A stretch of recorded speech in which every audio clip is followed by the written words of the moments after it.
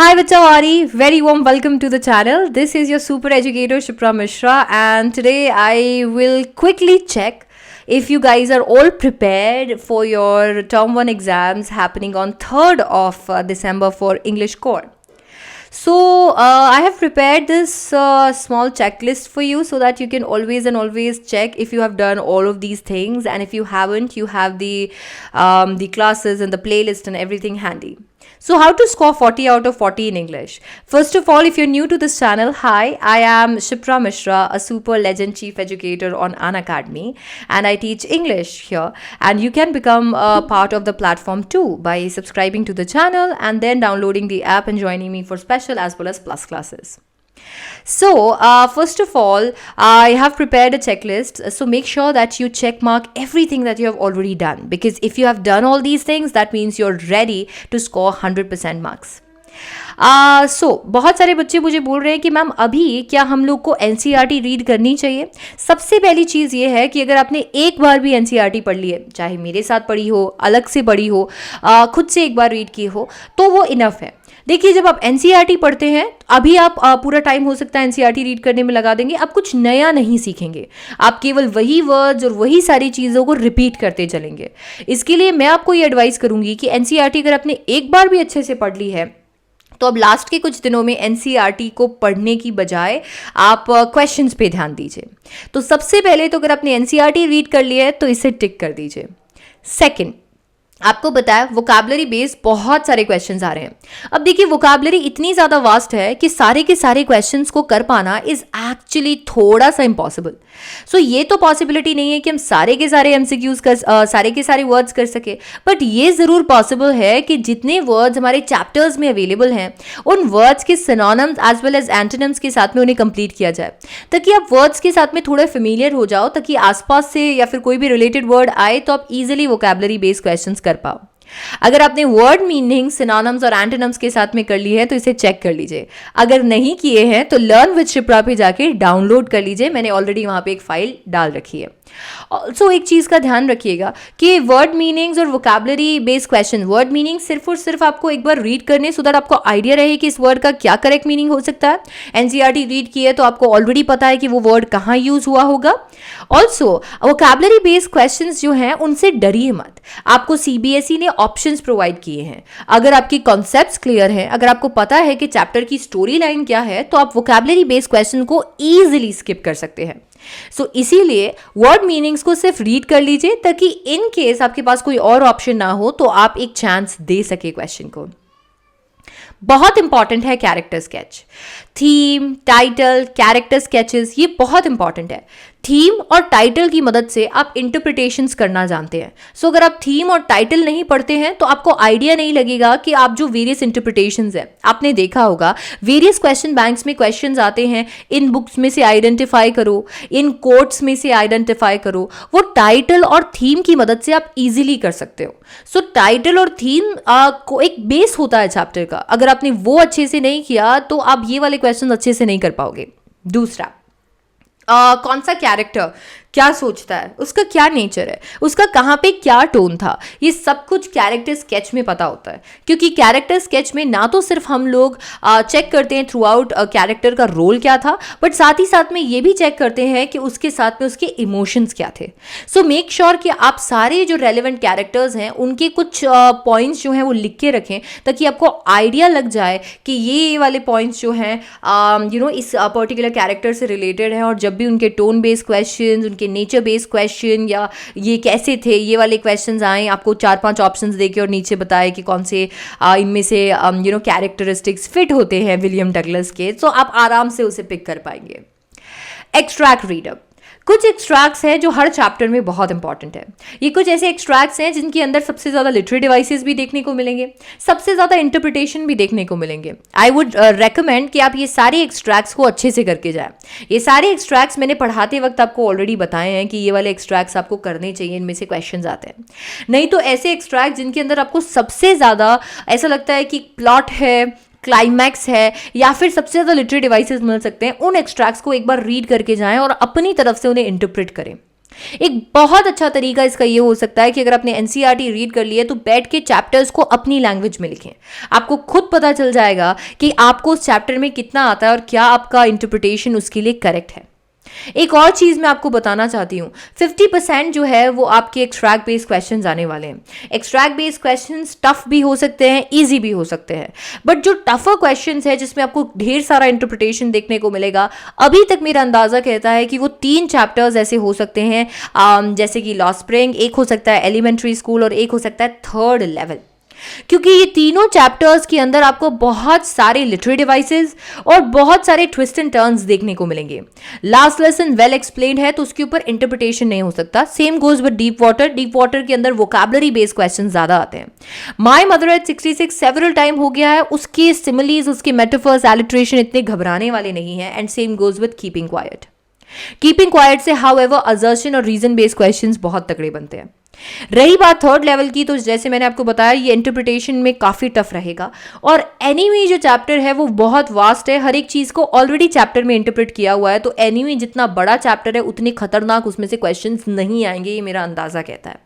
तो ये एक्सट्रैक्ट रीडअप्स आप कीजिए इस एनालिसिस के बेसिस पे। इसके बाद में जो बाकी के 50% क्वेश्चंस है उसके अंदर आपको assertion and reason based questions देखने को मिलेंगे, जिनको आपको सिर्फ और सिर्फ ये देखना है कि स्टेटमेंट्स दोनों करेक्ट हैं क्या।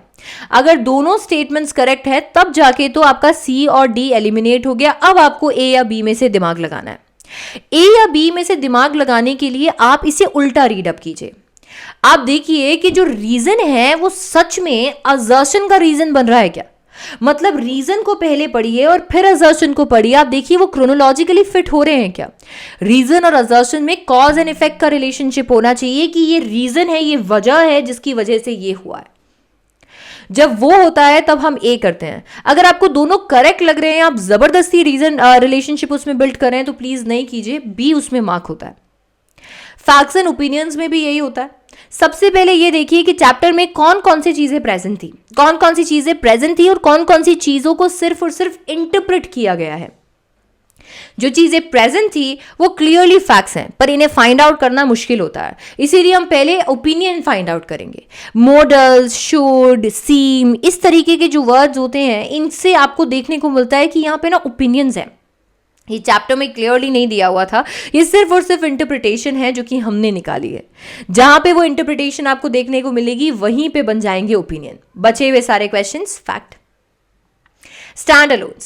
स्टैंड अलोन्स में वेरियस तरीके के क्वेश्चंस आ सकते हैं, जैसे कि ऑथर का नाम पूछा जा सकता है, कोई फैक्ट पूछा जा सकता है, किसी रिवर का लोकेशन पूछा जा सकता है, कोई फिल इन द ब्लैंक पूछा जा सकता है, करेक्ट सेंटेंस पिक करने के लिए पूछा जा सकता है, इनकरेक्ट सेंटेंस पिक करने के लिए पूछा जा सकता है, हो सकता है कैरेक्टरिस्टिक पिक करने के लिए पूछा जाए, कोटेशंस पिक करने के लिए पूछा जा सकता है, बुक्स पिक करने के लिए पूछा जा सकता है। तो स्टैंड अलोन भी आसान नहीं होने वाले, बट ट्रस्ट मी, अगर आपका बेस क्लियर है तो ये सब कुछ आसान है। सो अगर आपने एनसीईआरटी रीड कर लिया, एक बार वर्ड मीनिंग्स रीड कर लिए हैं और उसके बाद में आप चेकआउट कर रहे हैं इन सारी चीज़ों को, जैसे कैरेक्टर और बेसिक जितनी भी एक्स्ट्रा चीज़ें जो मैंने कराई है आपने वो रीड कर लिए, एक बार चेक कीजिए कि क्या आपने चैप्टर्स के एक्सट्रैक्ट बेस्ड क्वेश्चंस देख लिए हैं, क्या आपने चैप्टर पर चैप्टर के असर्शन रीजंस देख लिए हैं, क्या आपने पर चैप्टर फैक्ट्स एंड ओपिनियंस आप सॉल्व कर पा रहे हो, क्या आप स्टैंड अलोन सॉल्व कर पा रहे हो। इस सारे के सारे चैप्टर्स के एमसीक्यूज मैंने ऑलरेडी कराए हैं। अगर आपने मिस कर दिए हैं तो स्पेशल क्लासेस में जाके अभी जाके डाउनलोड कर लो पीडीएफ, और खूब सारे क्वेश्चंस वहां पे गिवन है जो कि आप कर सकते हो विद एक्सप्लेनेशंस। सो इससे क्या होगा, आपको पता चलेगा कि इस चैप्टर में से कैसा क्वेश्चन आने के चांसेस हैं। आप उस चैप्टर को अगर आपने उतना प्रिपेयर नहीं किया है तो अभी भी टाइम है कि कर सकते हैं। इसके बाद में सीबीएसई के, केवीएस के और नवोदय के काफ़ी ज़्यादा क्वेश्चन बैंक्स आए हुए हैं। अगर आपके पास में कोई बुक नहीं है तो आप इन पीडीएफ्स की मदद से इजीली कर सकते हैं अपनी तैयारी, और वहाँ पे आपको आइडिया लग जाएगा कि सीबीएसई का क्या थॉट प्रोसेस है। जब आपने सारी की सारी प्रैक्टिस कर ली एनसीईआरटी पढ़ के, तो अब आपको जब आप थोड़ा पास आ जाएंगे एग्जाम के, तो 1 पेज नोट्स हैंडी रखने हैं। हैंड रिटन नोट्स मैंने ऑलरेडी भेज दिए लर्न विद शिप्रा पे, और बचे हुए चैप्टर्स के भी मैं भेज दूंगी लर्न विद शिप्रा पे। तो आपको करना सिर्फ इतना है कि इन पेजेस को अपने पास रखना है ताकि लास्ट मोमेंट पे आप फैक्ट्स को देखकर जा सकें। याद रखिए कि सीबीएसई का सैंपल पेपर बहुत कुछ बताता है सीबीएसई के बारे में। सीबीएसई के सैंपल पेपर को आपने 2 महीने 3 महीने पहले किया होगा, एक बार तो सही, पर सीबीएसई का सैंपल पेपर करके जाइए, क्योंकि सीबीएसई का सैंपल पेपर देख के जाओगे तो माइंड में उसका पैटर्न इम्प्रिंट रहेगा। तो जब आप सीबीएसई का एक्चुअल क्वेश्चन पेपर देखोगे तो आप घबराओगे नहीं। सो वो पुराना नहीं हुआ है, उसे निकालिए रद्दी से और उसे एक बार फिर से करके देखिए ताकि आपको उनका पैटर्न समझ में आए। याद रखिए कि मैंने यहाँ पे कॉमर्स पे, स्पेशल पे, प्लस पे, हर जगह पे वन शॉट्स किए हैं। चैप्टर्स के वन शॉट्स भी अवेलेबल हैं, पूरे फ्लेमिंगो के वन शॉट्स भी अवेलेबल हैं, विस्तास के वन शॉट्स भी अवेलेबल है, पूरी इंग्लिश के वन शॉट्स भी अवेलेबल है। ये वन शॉट्स को अपने पास में रखिए ताकि से जब आप एग्जॉस्ट हो जाएं पढ़ते पढ़ते, आपको अभी बस ऐसा चाहिए कि बस आप कुछ तो बस प्लग इन करो और बस सुन लो ताकि आपके दिमाग में सारा इंप्रेशन, एक्सप्रेशन, इंटरप्रिटेशन आ जाए। तो आप वो चीज़ अपने पास में हैंडी रखिए, चाहे मेरी, चाहे जैसे भी, जहाँ पे भी आपको मिलती है। याद रखिए कि हम लोगों का ये जो सफ़र है 8 महीने का, इसके अंदर हमने बहुत सारे एमसीक्यूज़ किए। यूट्यूब पे भी हमने स्पेशल क्लास में और प्लस पे भी काफ़ी सारे एमसीक्यूज़ किए।